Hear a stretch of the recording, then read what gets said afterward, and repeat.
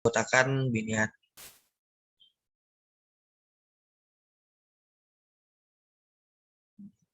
Kami beranggotakan Biniati, Rara Anggraini, dan saya sendiri Rizky Ferialdi. Sensasi mengacu pada pendeteksian dini terhadap energi dari dunia fisik. Studi terhadap sensasi umumnya berkaitan dengan struktur dan proses mekanisme sensorik. Pada dasarnya, sensasi mengacu pada pendeteksian dini terhadap stimuli. Pengertian persepsi. Persepsi merupakan suatu proses penggunaan pengetahuan yang telah dimiliki seseorang yang disimpan dalam ingatan untuk mendeteksi dan menginterpretasi stimulus yang diterima oleh alat indera. Proses persepsi. Pertama, tahap penerimaan stimulus, baik stimulus fisik maupun stimulus sosial melalui alat indera yang dalam proses ini mencakup pengenalan dan pengumpulan informasi tentang stimulus yang ada. Yang kedua, tahap pengolahan stimulus sosial melalui proses seleksi serta pengorganisasian informasi. Yang ketiga, tahap perubahan stimulus yang diterima individu dalam menanggapi lingkungan melalui proses kognisi yang dipengaruhi oleh pengalaman, wawasan, serta pengetahuan individu. Faktor yang mempengaruhi persepsi ada 3, yaitu objek yang dipersepsi, alat indera dan pusat susunan saraf, dan yang terakhir perhatian atau atensi. Selanjutnya akan dilanjutkan oleh kelompok saya. Baik, selanjutnya ilusi. Ilusi adalah kesalahan dalam persepsi, yaitu memperoleh kesan yang salah mengenai fakta-fakta objektif yang disajikan oleh alat indera kita. Faktor terjadinya ilusi, yang pertama ilusi yang disebabkan oleh faktor-faktor eksternal, yang kedua ilusi yang disebabkan oleh faktor kebiasaan, yang ketiga ilusi karena kesiapan mental dan harapan tertentu, yang keempat ilusi karena kondisi rangsangan terlalu kompleks. Selanjutnya atensi. Atensi adalah pemusatan pikiran dalam bentuk jernih dan gamblang terhadap sejumlah objek stimulan atau sekelompok pikiran. Pemusatan kesadaran adalah intisari atensi. Penelitian terhadap atensi mencakup 5 aspek. Yang pertama, kapasitas pemrosesan dan selektivitas.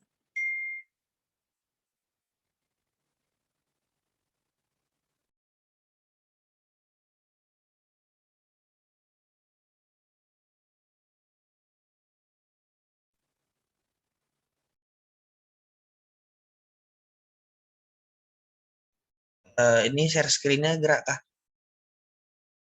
Soalnya di saya share screen-nya ini nyangkut. Nggak gerak ya. Nggak gerak, nge-lag. Bentar, saya stop screen bentar.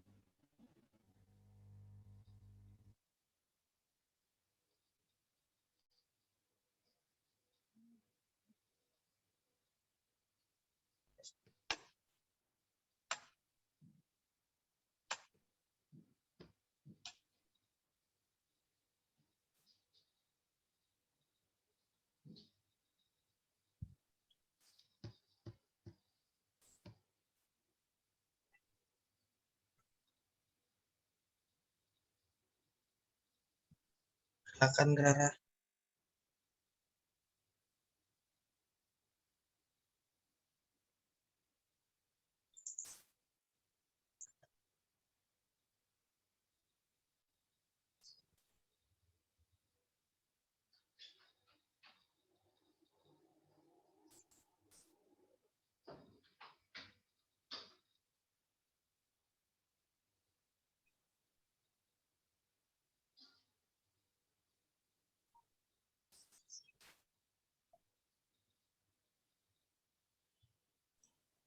Halo.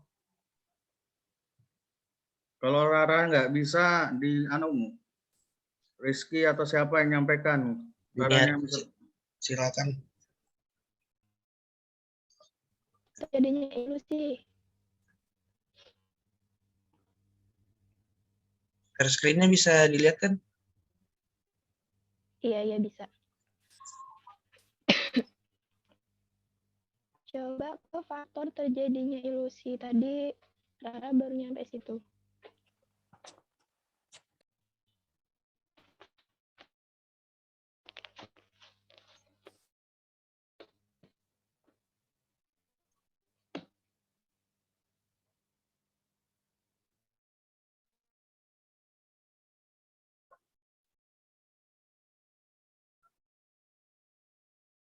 Silakan Biniati. Lanjut kenapa adanya si Jack.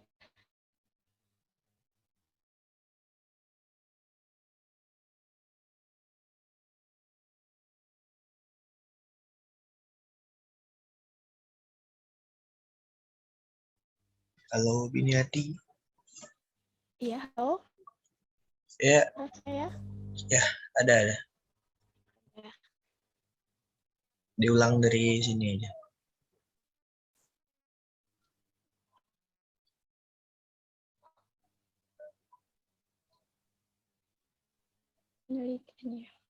Penelitian terhadap atensi mencakup 5 aspek. Yang pertama ada kapasitas pemrosesan dan selektivitas. Itu namun kita tidak dapat memperhatikan seluruh stimuli yang ada. Ada kali yaitu kita memiliki kendali terhadap pilihan stimuli yang kita perhatikan, sedangkan stimuli yang tidak diperhatikan akan terlewatkan begitu saja atau melintas tanpa triput. Kemudian yang ketiga ada pemrosesan, yaitu besar proses rutin atau seperti mengemudikan mobil, menyalakan kompor, dan memasak. Telah menjadi proses yang terbiasa untuk sehari-hari atau yang sangat familiar, sehingga hanya melakukan sedikit atensi sadar dan dapat dilakukan secara otomatis. Kemudian yang keempat ada neuroscience kognitif. Petak dan sistem saraf pusat adalah pendukung anatomi bagi atensi. Sebagaimana atensi telah menjadi bagian penting dalam proses kesadaran. Terakhir ada kesadaran, yaitu atensi yang baik dan seleksi dan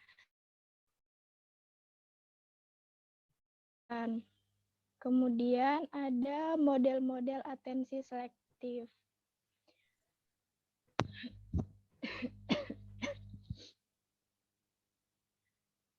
Model-model penyaringan ini menurut Broadbent, teori ini disebut teori penyaringan atau filter mode, berhubungan dengan teori saluran tunggal yang menyatakan gagasan bahwa pemrosesan informasi dibatasi oleh kapasitas saluran yang menyatakan gagasan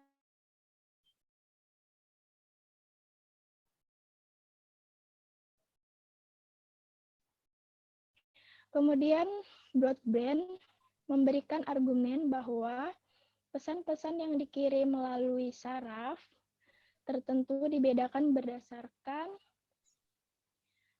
yang pertama ada serabut saraf yang menstimulasi.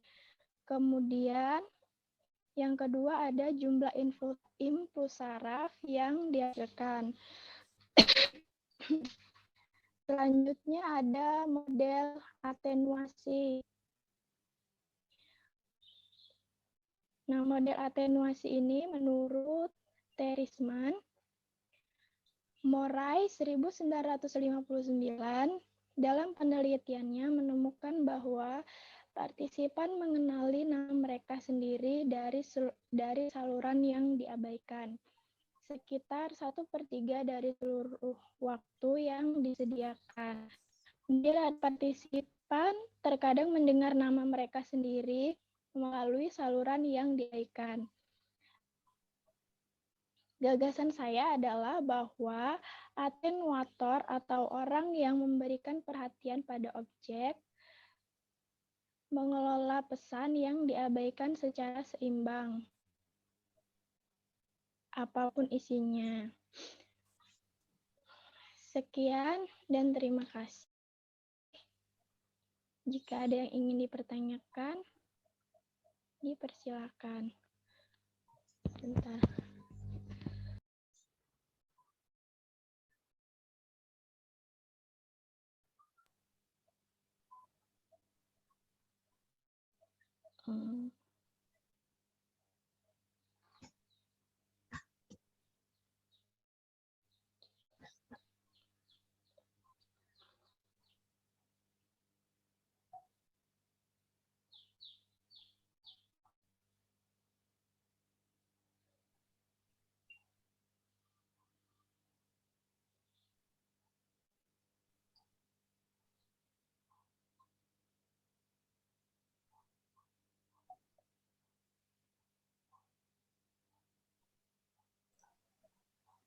Moderatornya siapa ini? Saya, Pak. Ya, itu ada pertanyaan-pertanyaan ya terkait dengan beberapa penjelasan-penjelasan yang belum dijelaskan gitu. Ya mungkin mohon dijelaskan oleh kelompok ini. Dan selanjutnya silahkan, karena ini moderatornya adalah Rizky, Rizky yang menjadi fasilitator terkait dengan teman-teman yang ingin bertanya seperti itu. Jangan lupa untuk menyertakan NPM dan nama lengkapnya.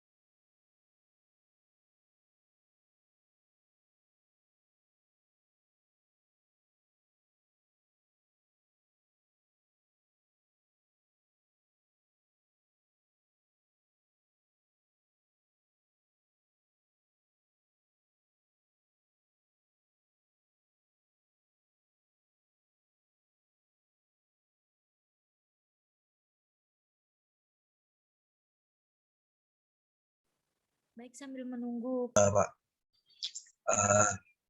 Atensi terbagi dan terpusat. Jadi atensi terbagi itu biasa dikenal dengan istilah multitasking, yaitu kemampuan individu dalam memberikan perhatian pada dua hal atau lebih dalam waktu bersamaan.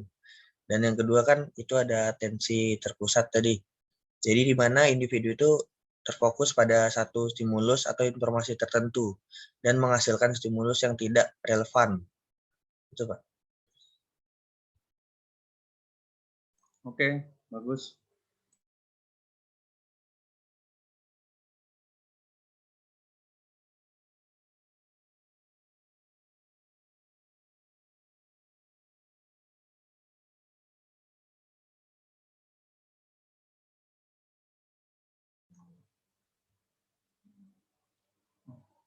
Oke, silakan lanjut. Gimana Rara, sudah dapat jawabannya? Sudah dapat kalimatnya? Lagi menyusun, Pak. Oh ya, lagi menyusun ya. Apa-apa. Masih banyak waktu kita. Ya, silakan lanjut. Pinjati ini belum ada bersuara nih. Terus kayaknya belum ada pertanyaan-pertanyaan yang masuk lagi nih. Silakan. Cendra ini biasanya bagus-bagus nih pertanyaannya. Ayo, Cendra. Saya tunggu pertanyaan yang bagus-bagus ini. Dina, Zabrina gitu ya.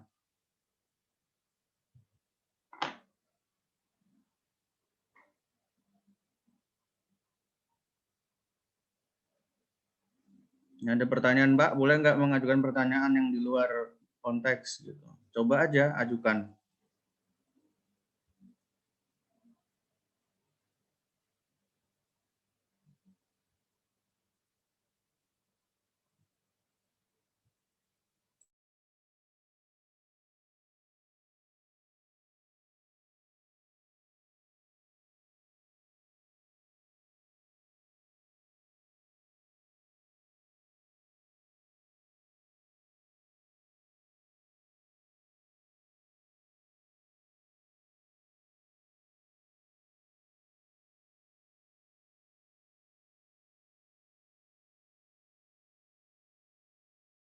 Jadi menurut Solso dan kawan-kawan, atensi adalah pemusatan pikiran dalam bentuk yang jernih terhadap sejumlah objek simultan atau kelompok pikiran. Jadi pemusatan kesadaran itu adalah intisari dari atensi. Nah, atensi mengimplikasikan adanya pengabdian objek lain agar sanggup menangani objek-objek tertentu secara efektif. Ketika membicarakan atensi dari sudut pandang para psikolog kognitif masa kini, itu mengacu pada sebuah proses kognitif yang menyeleksi informasi penting dari dunia di sekelilingnya, yaitu melalui panca indera, sehingga otak secara berlebihan dipenuhi oleh informasi yang tidak terbatas jumlahnya. Selain itu disebutkan bahwa atensi adalah pemusatan upaya mental pada peristiwa-peristiwa sensorik atau peristiwa-peristiwa mental. Itu, Pak.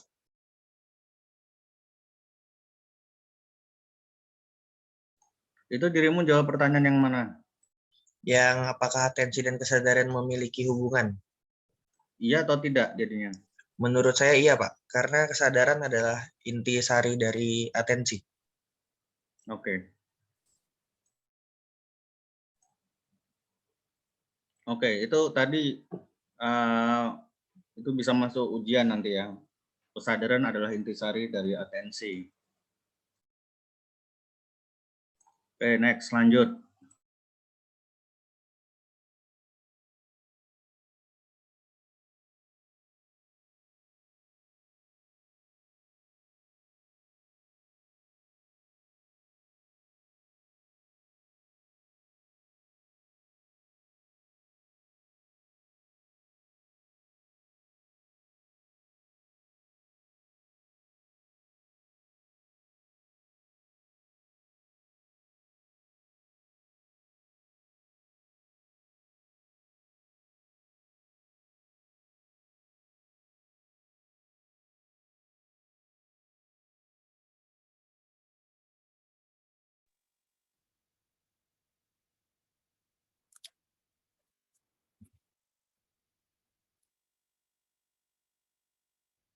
Baik, ini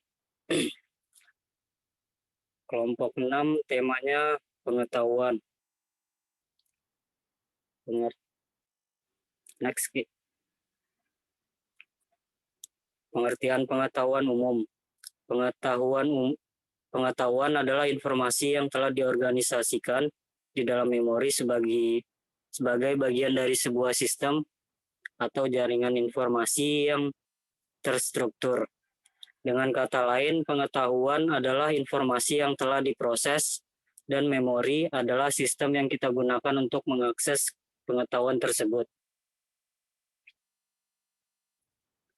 Selanjutnya, representasi pengetahuan secara verbal. Beberapa ahli psikologi, Bedley 1990 memperkirakan bahwa jumlah kata-kata yang maknanya diketahui oleh seseorang berkisar antara 2.000 hingga 40.000 kata. Dan pada saat terjadi memori rekognisi, bahkan berjumlah jauh lebih besar daripada angka tersebut. Sehingga tidak heran jika sebagian besar pengetahuan kita bersifat verbal. Selanjutnya, semantik memori. Karakteristik semantik memori adalah sebagai berikut. Yang pertama, adanya pengetahuan tentang dunia, kemudian dihubungkan dengan kejadian di dunia. Yang kedua, informasi yang diperoleh dari dunia luar yang terintegrasi, kemudian disimpan di dalam memori. Selanjutnya,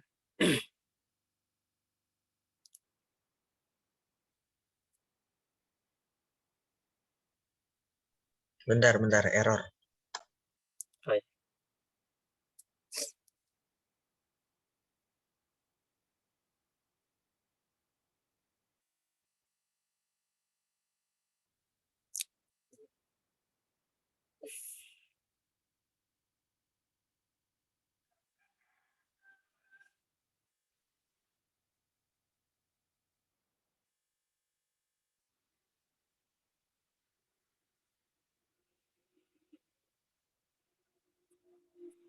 Silakan Rizkiawan. selanjutnya di model set teoritik.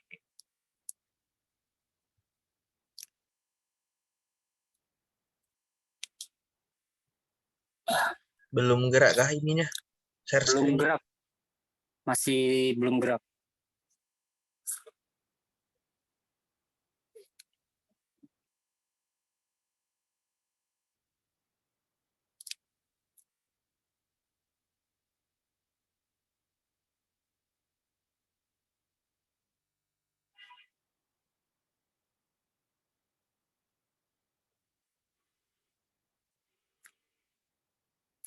Next. Ya. Model set teoritik. Model ini membahas konsep-konsep semantik. Konsep semantik adalah ide-ide abstrak yang mempresentasikan kategori-kategori informasi atau unit-unit pengetahuan. Sebagai contoh, pisang bukanlah sebuah konsep, namun ketika digabungkan dengan apel, jeruk, dan anggur, maka pisang menjadi bagian dari konsep, yaitu buah. Konsep-konsep yang dapat didefinisikan oleh atribut-atribut dan eksemplarnya juga dapat didefinisikan oleh atribut-atributnya juga. Verifikasi terhadap suatu proporsi atau misalnya penguin adalah burung dilakukan dengan membandingkan hanya atribut konsep tersebut atau burung dengan atribut-atribut eksemplar atau penguin.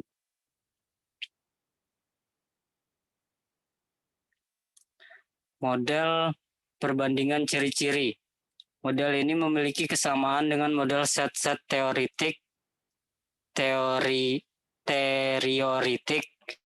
dalam hal struktur dan set teoritiknya, namun memiliki perbedaan dalam sejumlah asumsi penting. Asumsi pertama adalah bahwa makna sebuah kata dipresentasikan sebagai suatu rangkaian fitur-fitur semantik. Serangkaian luas fitur-fitur yang berkaitan dengan suatu kata bervariasi dalam sebuah kontinum dari fitur yang sangat penting hingga fitur yang sepele. Smith dan rekannya 1974 mengemukakan bahwa ciri-ciri yang digunakan dalam model ini adalah salah satu dari dua jenis ciri-ciri, yaitu ciri-ciri penegasan dan ciri-ciri karakteristiknya. Ciri-ciri penegasan adalah ciri-ciri yang penting untuk memaknai suatu hal, sedangkan ciri-ciri karakter adalah ciri-ciri yang memberi gambaran tetapi bukan ciri-ciri yang pokok. Kelemahan model perbandingan ciri-ciri adalah tidak dapat menjelaskan bagaimana anggota dari satu kategori dihubungkan dengan anggota dari kategori yang lain. Contohnya, konsep tentang kucing. Orang dapat membuat daftar ciri-ciri yang relevan dengan kucing, seperti kucing memiliki 4 kaki, bersuara meong, memiliki ekor, dan mukanya berkumis. Model jaringan. Ingatan semantik atau konsep-konsep disimpan di dalam ingatan seperti sebuah jaringan kerja yang saling berkaitan antara satu konsep dengan konsep yang lain. Jaringan merupakan sebuah susunan jalur menyerupai struktur dalam jaringan-jaringan dengan banyak hubungan antara jalur tersebut. Sebuah model jaringan dalam memori semantik mengemukakan sebuah jaringan-jaringan seperti ketersatuan konsep dalam memori dengan banyak interkoneksi. Berikut adalah jenis-jenis model jaringan. Yang pertama, jaringan dari Collins atau Loftus. Model jaringan ini mengemukakan bahwa memori semantik diatur dalam hubungan jaringan-jaringan seperti struktur, seperti struktur dengan banyak interkoneksi. Jaringan-jaringan proporsional. Sebuah proposisi didefinisikan oleh Anderson 1985 sebagai unit pengetahuan terkecil yang dapat berdiri sendiri sebagai suatu pernyataan terpisah atau misalnya bayi menangis. Proposisi adalah unit terkecil yang masih memiliki makna.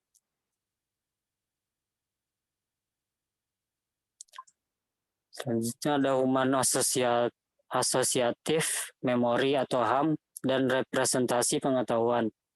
Anderson dan Bauer 1973 mengkonseptualisasikan representasi pengetahuan dalam suatu jaringan asosiasi semantik yang mereka sebut memori asosiatif manusia atau HAM.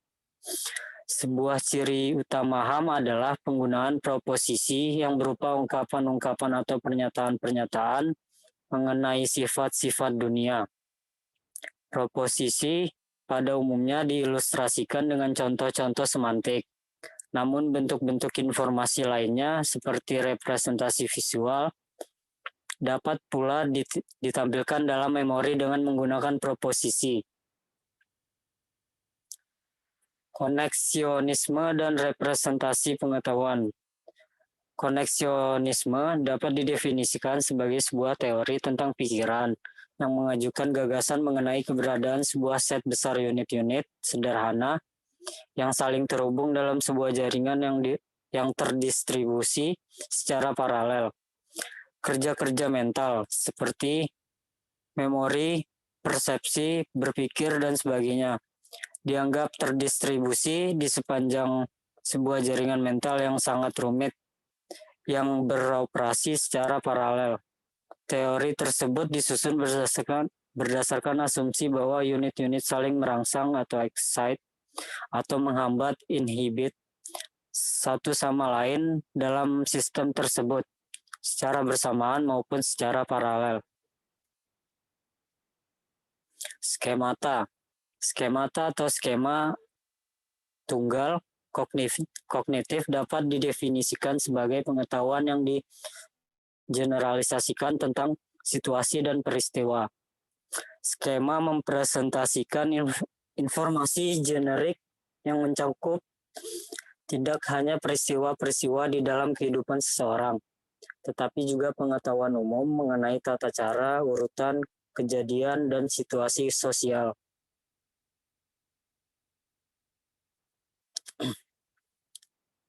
Metakognisi. Metakognisi adalah tingkat kesadaran terhadap proses-proses memori seseorang berkaitan dengan strategi belajar mengajar. Contoh, Anda tahu apa saja faktor-faktor yang mempengaruhi proses kognitif Anda sendiri. Misalnya faktor waktu, suasana hati, motivasi, bahan, atau situasi sosial. Anda sendiri tahu bagaimana melakukan berbagai tugas bila dibandingkan dengan orang lain. Anda sendiri juga tahu bahwa tugas-tugas tertentu dapat dianggap berat, sementara tugas-tugas yang lain Anda anggap lebih mudah. Dengan kata lain, Anda mengetahui apa yang Anda ketahui dan apa yang Anda tidak ketahui. Dengan begitu, metakognisi adalah proses membangkitkan minat atau rasa ingin tahu, sebab kita menggunakan proses-proses kognitif sendiri untuk merenungkan atau memikirkan proses-proses kognitif kita.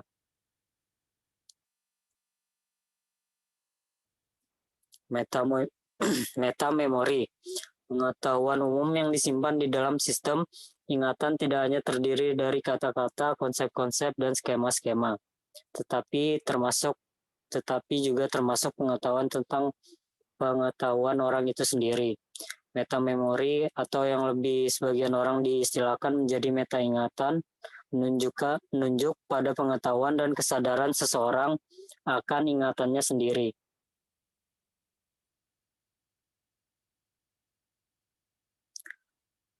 Faktor-faktor yang mempengaruhi keakuratan metamemori yaitu yang A, informasi atau pengetahuan yang didapat jelas.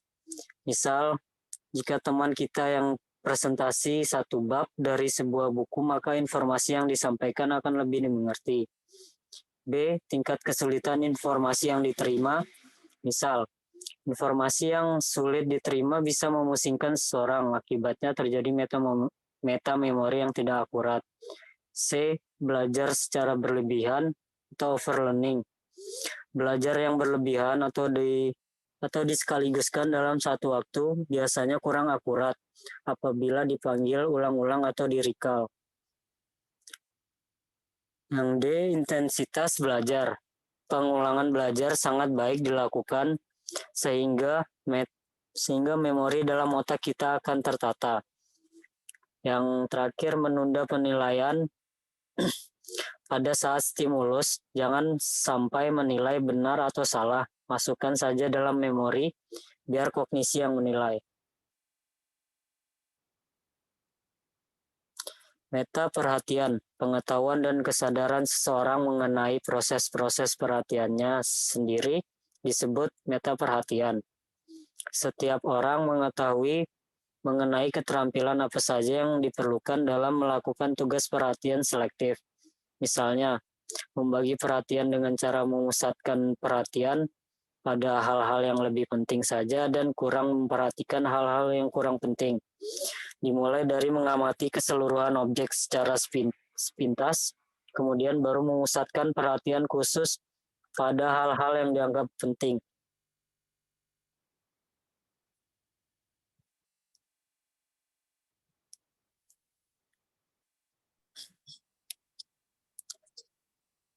Representasi pengetahuan secara visual.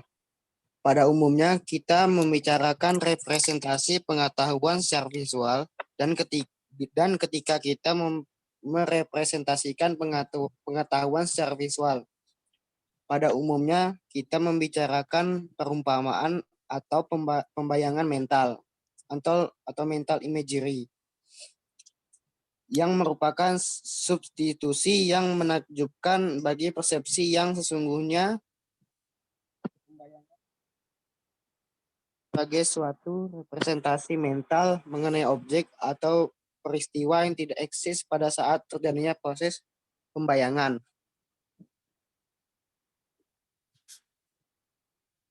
Perspektif historis. Selama era filosofis, bayangan mental dipandang sebagai bahan baku utama dalam pembentukan pikiran. Terkadang dipercaya sebagai elemen-elemen pemikiran. Era pengukuran pembayangan mental diawali oleh ilmuwan Inggris bernama Sir Francis Galton. Pengujian imagery kemudian menarik perhatian sejumlah peneliti seperti Titchener dan Bates.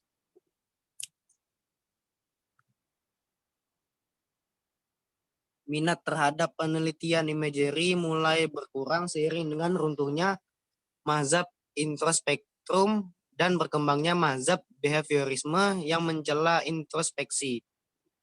Behaviorisme sepenuhnya berfokus pada observasi yang objektif terhadap respon-respon yang bisa diamati. Penelitian imagery dihidupkan kembali pada akhir era 1960-an, namun dalam dua kubu, yaitu asesmen imagery secara kualitatif dan penggunaan imagery sebagai sarana terapeutik yang lebih condong ke sisi teoritik yang dipelopori oleh Bugelski dan Palvio. Teori-teori representasi pengetahuan secara visual. Ada 3 teori mengenai perumpamaan mental Perumpamaan mental berfokus pada hipotesis sentral, yaitu hipotesis penyandian ganda, hipotesis proposisional konseptual, dan hipotesis ekuivalensi fungsional. Gambaran mental. Imagery adalah representasi mental pikiran tentang benda-benda yang secara fisik tidak hadir, namun tersimpan dalam ingatan. Dengan begitu, imagery adalah bayangan pikiran seseorang mengenai objek atau peristiwa yang pernah dipersepsi, dialami, atau hanya dibayangkan oleh orang yang melamun. Sebagai contoh, orang dapat mengingat kembali bagaimana rupa, kondisi, dan suasana pada saat pertama kali berkencan, atau dapat membayangkan kembali penampilan dan suara khatib seusai sholat Jumat. Peta-peta kognitif. Peta kognitif adalah representasi internal bagaimana lingkungan spasial kita tersusun. Peta mental dapat meliputi gambaran seperti pada peta dan juga preposition. Informasi pada peta mental dapat meliputi pengetahuan, penunjuk arah, dan pengetahuan prosedural. Peta mental meliputi pengetahuan survei melalui peta atau menjelajahi lingkungan berulang-ulang. Faktor-faktor yang mempengaruhi pemetaan kognitif adalah karakteristik individu. Setiap individu atau orang memiliki kemampuan membentuk peta kognitif yang berbeda-beda antara orang satu dengan yang lainnya. Berikut ini adalah jenis-jenis peta kognitif yang biasa dipikirkan oleh orang. Peta kognitif dan jarak, peta kognitif dan bentuk, dan peta kognitif dan peta relatif.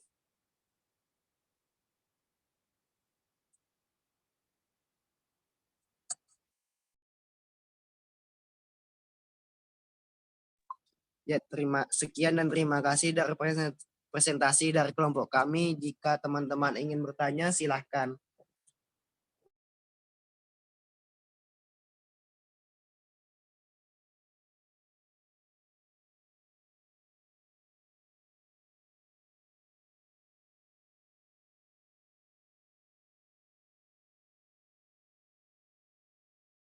Waktu melihatnya.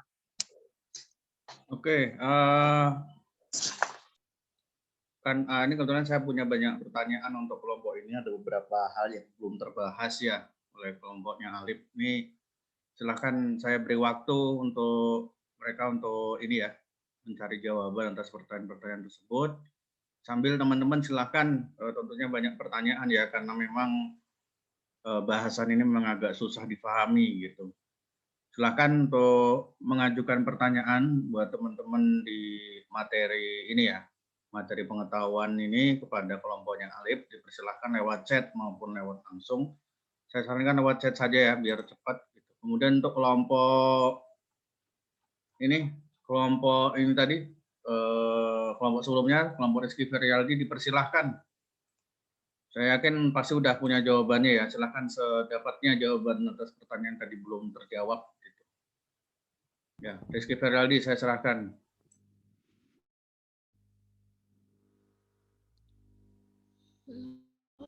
Saya Miati mau jawab pertanyaan Pak yang belasan faktor yang mempengaruhi persepsi tadi belum dijelaskan.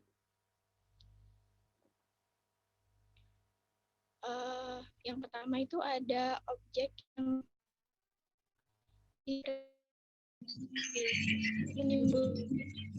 mengenai alat indera atau reseptor. Suaranya Mbak lebih dikerasin lagi Mbak. Suara. Iya. Halo. Sudah bagus.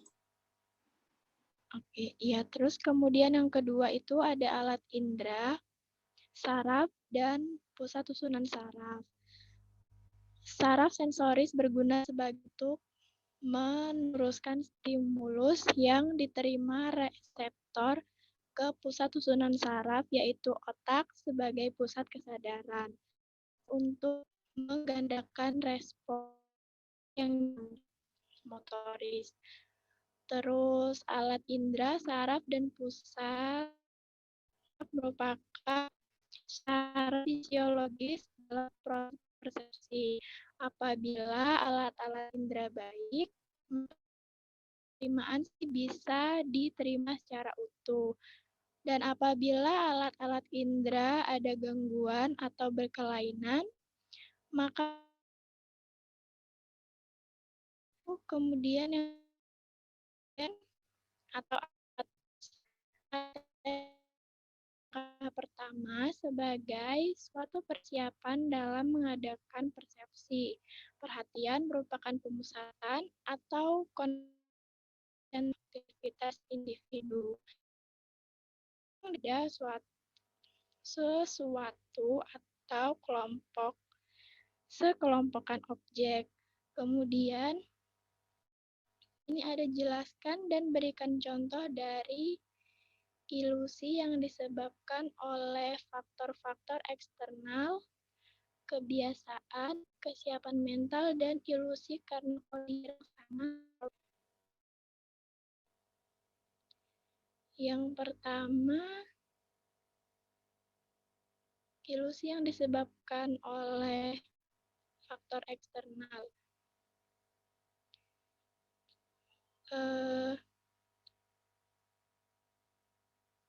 Contohnya ini.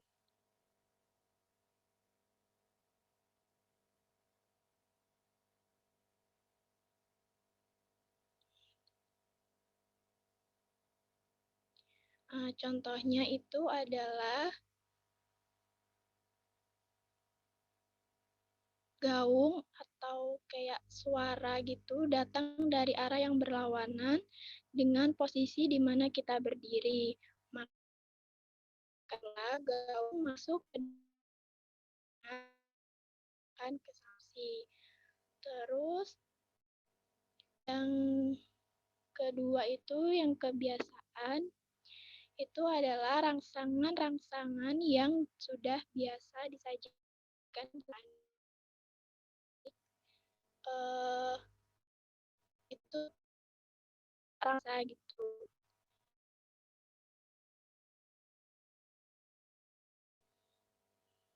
Terus ada kesiapan mental. Itu ada seseorang juga berpengaruh terhadap terjadinya ilusi. Misalnya, jika seseorang sudah lama tidak bertemu dengan teman lamanya dan merasa rindu, maka kemanapun dia pergi akan seolah-olah menemukan orang tersebut. Kayak, aku mirip banget. Terus yang terakhir itu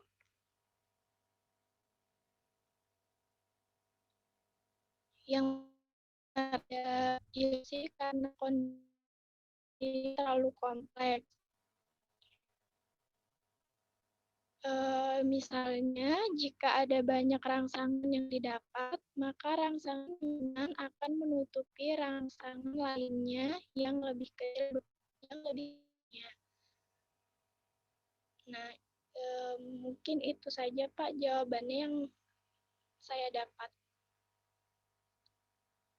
Oke. Lanjut.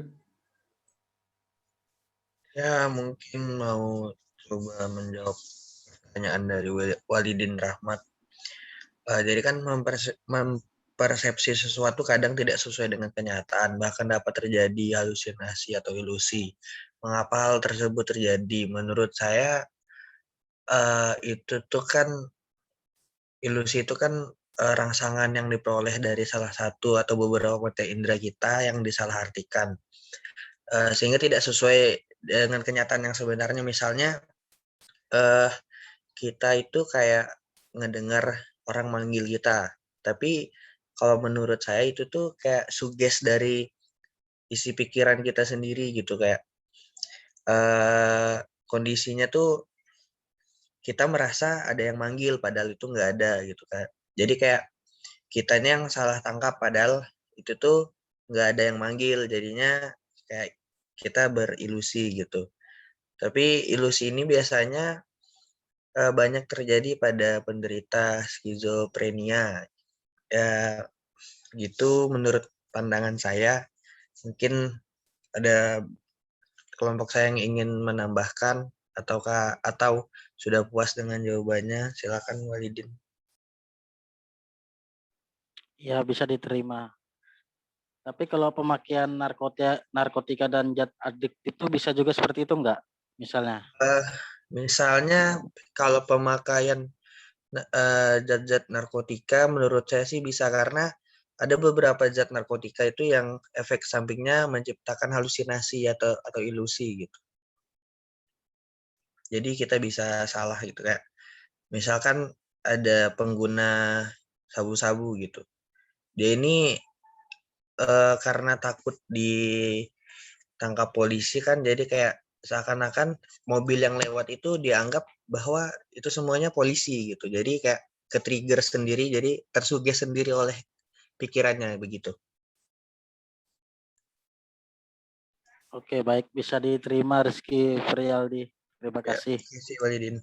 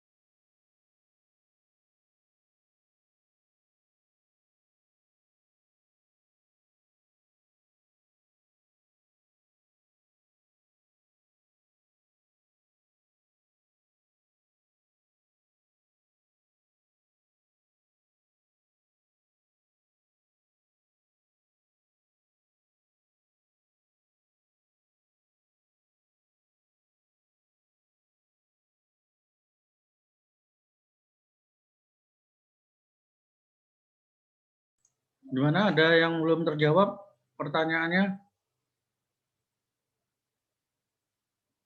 Rizky? Untuk pertanyaan Dina sudah dijawab di ini Pak, kolom chat Pak, sama Rara. Oke. Berarti Terima kasih. sudah semua terjawab ya? Iya Pak. Oke, terima kasih. Selanjutnya kepada kelompok ini ya. Kelompok siapa namanya tadi? Kelompok Alif ya. Kelompok Alif dipersilahkan untuk ini ya, menjawab pertanyaan-pertanyaan.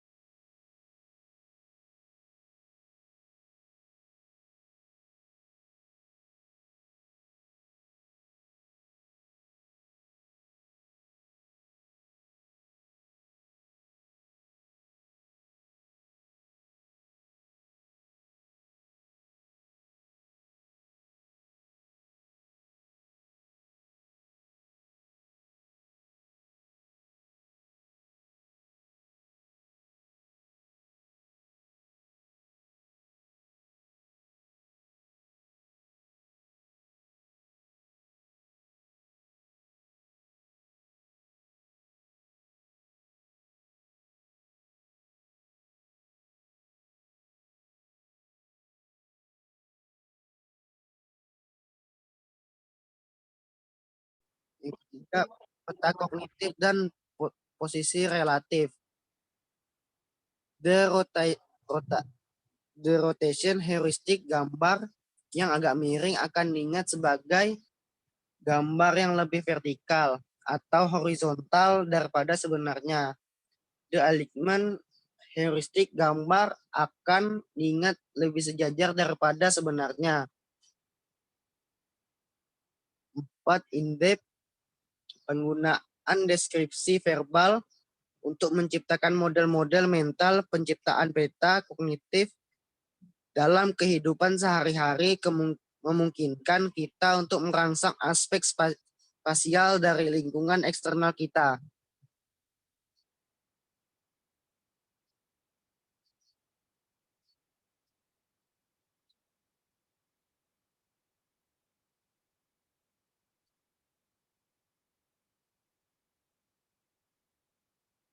Bagaimana jawaban saya, Pak? Apa sudah Bapak terima?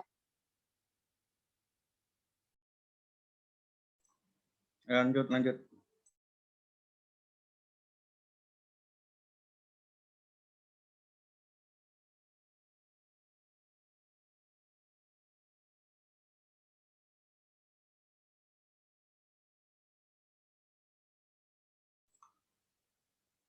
Sudah menjawab semua pertanyaan atau belum?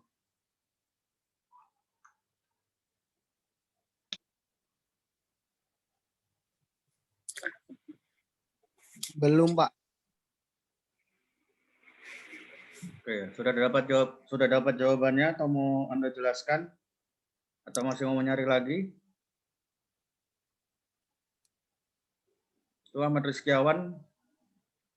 Saya mau coba ya jawab yang nomor 1, Pak. Ya, silakan.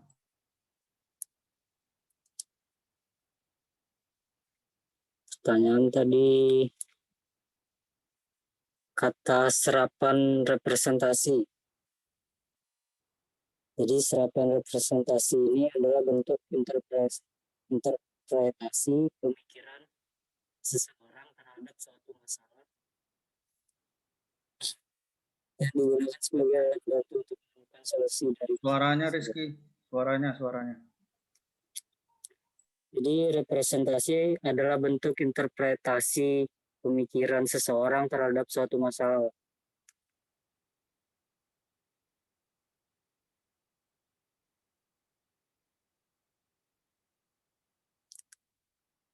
Kemudian preposisi.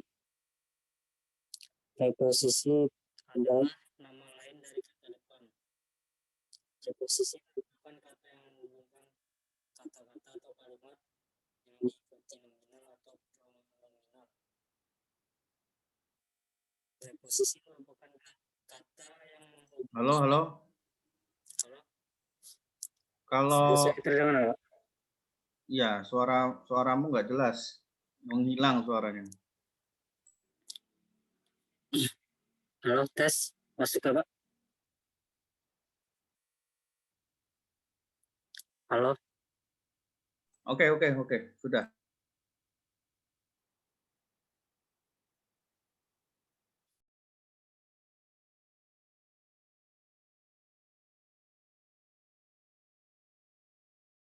Silakan Rizkiawan.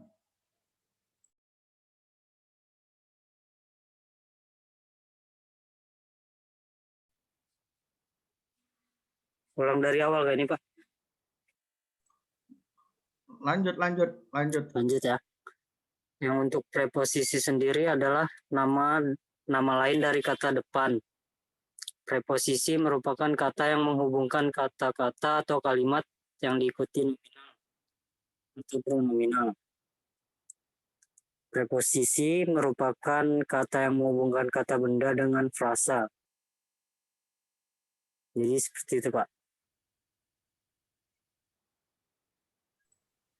Apa tadi kamu bilang preposisi apa?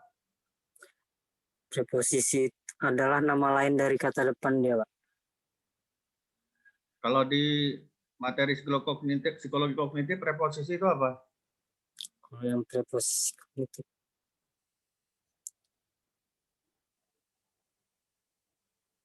Ya, karena waktunya sangat terbatas ini nanti kamu cari lagi ya. tadi kan berkali-kali Rizky kan menyebutkan terkait dengan preposisi, teori Preposisi, ya. tentang preposisi yang berkaitan dengan psikologi kognitif gitu kan. Menurut saya itu belum sesuai gitu. Karena teman-teman itu agak kebingungan tentunya. Apa sih preposisi itu, wujudnya seperti apa? Itu sebenarnya kata yang menggambarkan tentang apa wujudnya gitu.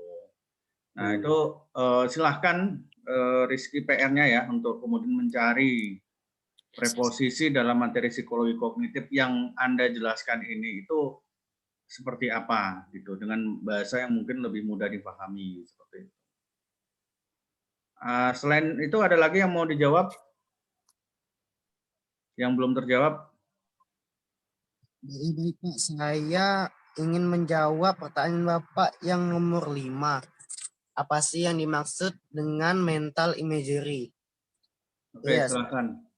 Jawaban saya mental imagery adalah sebuah metode keterampilan psikologis dalam proses pembelajaran atau pelatihan olahraga yang memainkan peranan penting dalam meningkatkan keterampilan motorik dan aspek mental atlet. Imagery mental menunjukkan kepada suatu proses mental yang terjadi ketika seseorang membayangkan suatu objek, peristiwa, atau pengalaman motorik tertentu melalui modalitas seperti visual, auditorial, kinestetik, dan lain-lain. Istilah imagery mental kira-kira sama pengertiannya dengan istilah latihan imajiner, covert rehearsal, symbolic rehearsal, introspektif rehearsal atau conceptualization, mental practice, dan mental practice. Imagery mental atau mental imagery adalah serangkaian aktivitas membayangkan atau memunculkan kembali dalam pikiran suatu objek, peristiwa, atau pengalaman motorik yang benar dan telah disimpan dalam ingatan, sesuai dengan apa yang pernah dilihat dan dialami dalam belajar motorik sebenarnya. Dilaporkan dalam berbagai hasil penelitian bahwa imagery mental menjadi satu alat yang efektif untuk meningkatkan penampilan atlet.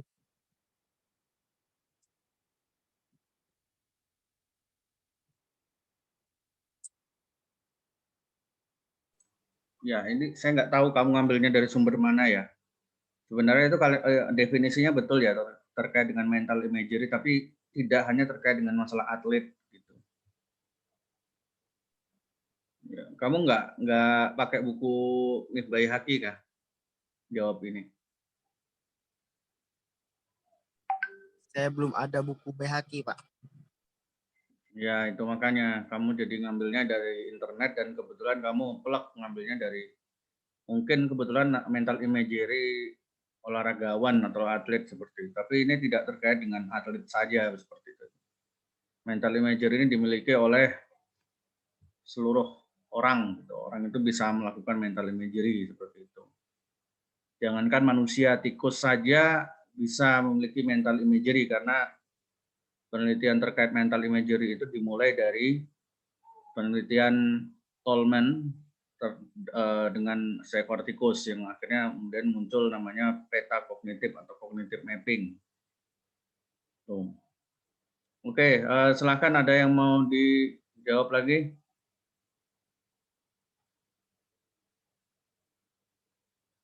Karena waktu kita sudah ini ya, sudah di ujung tanduk.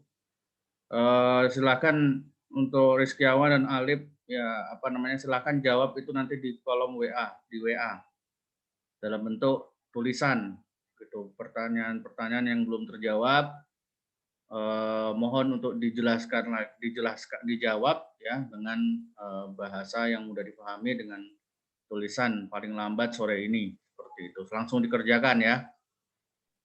Nah, selanjutnya silakan bagi teman-teman yang masih penasaran dengan mengajukan pertanyaan pada kelompoknya Alif ya silakan di kolom WA silakan disampaikan. Selanjutnya saya juga menyampaikan ini ya, untuk ujian akhir semester, insya Allah kita akan dilaksanakan tanggal 14 ya, mulai tanggal 14 atau 15 Juni 2021 itu mulai dilaksanakan ujian akhir semester. Saya sampaikan ini UTS-nya kemarin banyak banget yang nilainya jelek. Mungkin teman-teman masih kurang belajarnya gitu, mohon untuk lebih dipersiapkan lagi lah gitu untuk ini. Kalau yang nggak punya bukunya, beli. Kalau nggak bisa beli, pinjam bukunya. Anda bisa beli vape harga 2 juta gitu, masa nggak bisa beli buku psikologi kognitif yang harganya 45.000 begitu. Ya, itu kan terlalu begitu ya. Bisa beli rokok dalam 1 minggu budget untuk rokoknya itu bisa 60.000 gitu kan. Masa untuk budget beli buku psikologi kognitif saja yang mungkin harganya 40 sekian kok nggak bisa begitu. Artinya manajemennya juga perlu diperbaiki begitu ya. Ya saya harapannya ya teman-teman bisa mempersiapkan lagi karena nilainya banyak sekali yang jeblok gitu ya. Nilainya di bawah angka, pokoknya memprihatinkan lah, di bawah angka 30-an seperti itu.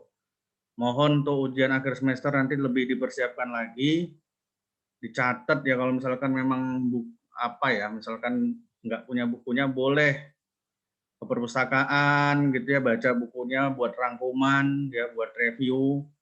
Silakan itu laksanakan secara mandiri, nggak perlu disuruh-suruh sama dosennya. Kemudian juga untuk ini saya sampaikan nilai untuk UTS itu ya 25% ya, seperti kontrak perkuliahan kita kemarin. Sedangkan untuk nilai UAS-nya 35%. Porsi besarnya nanti di tugas akhir itu 45%. Itu tugas video ya, tugas akhir individual dan tugas akhir kelompok. Jadi ada video individu dan video kelompok, itu sudah saya sampaikan di perkuliahan awal. Saya sudah juga sosialisasikan terkait dengan contoh-contoh videonya.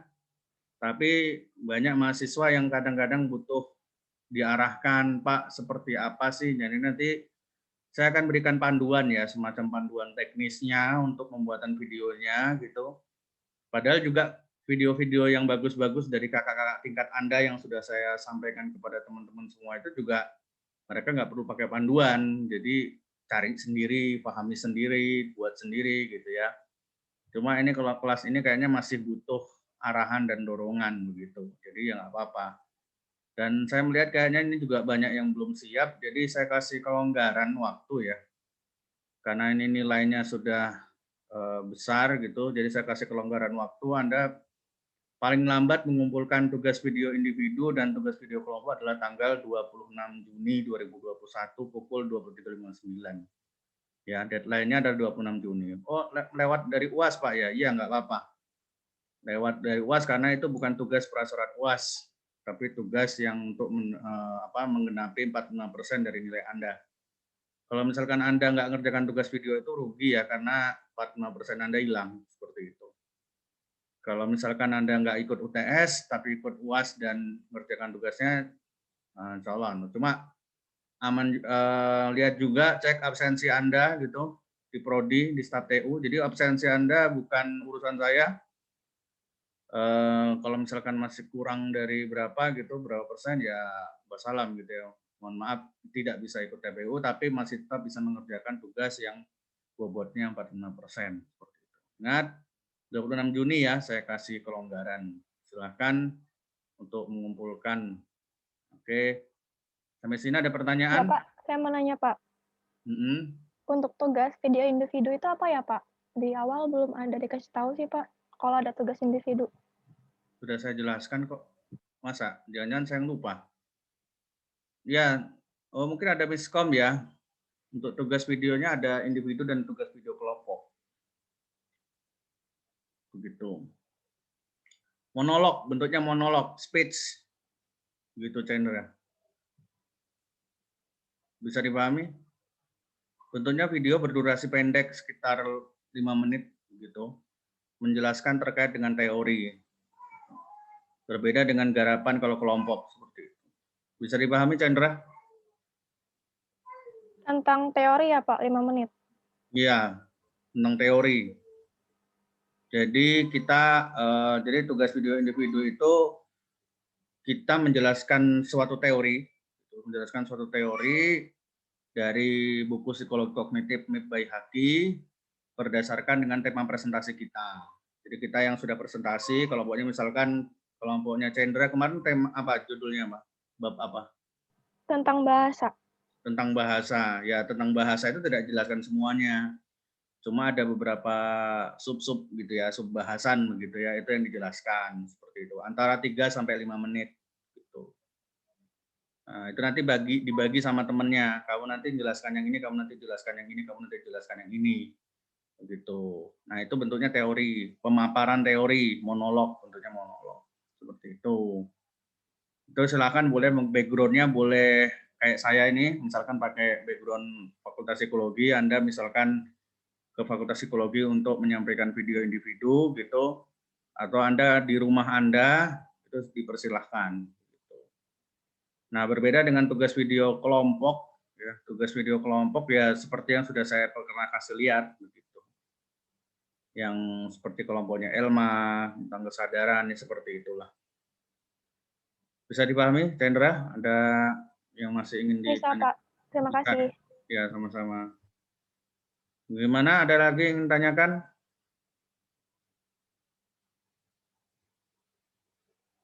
Ya. Jadi kalau ditanya kenapa kok bobotnya, jadi ini bobot 45% tugas itu karena memang dia menyadari melihat kondisi pandemi, artinya bobot tahun ini itu memang saya besarkan di 45% gitu. Itu akan kalau ditanya sama teman-temannya berapa bobotnya yang tahun lalu ya beda gitu. Karena kondisinya kan masih belum seperti ini ya. Kalau sekarang kita masih pandemi online gitu. Jadi tugasnya yang kemudian kita naikkan levelnya, level bobotnya seperti itu. Sabrina ada yang tanyakan cuttingnya nih? Tidak ada, Pak. Tidak ada. Mana sehat? Kok suaranya serak begitu? Sehat, Pak. Alhamdulillah. Oh ya, oke. Ya silahkan teman-teman dijaga kesehatannya, kondisinya tidak hanya pandemi tantangan kita, tapi juga perubahan iklim ya, perubahan musim yang pancaroba yang luar biasa ini banyak orang-orang sakit gitu. Ya, oke itu aja. Ada yang mau ditanyakan lagi? Tidak ada? Jelas, Pak. Oke jelas ya, terima kasih. Assalamualaikum warahmatullahi wabarakatuh. Mohon maaf jika ada kata-kata yang salah atau kurang berkenan di hati. Mari kita tutup dengan baca doa berkaitan ke masing-masing. Berdoa mulai.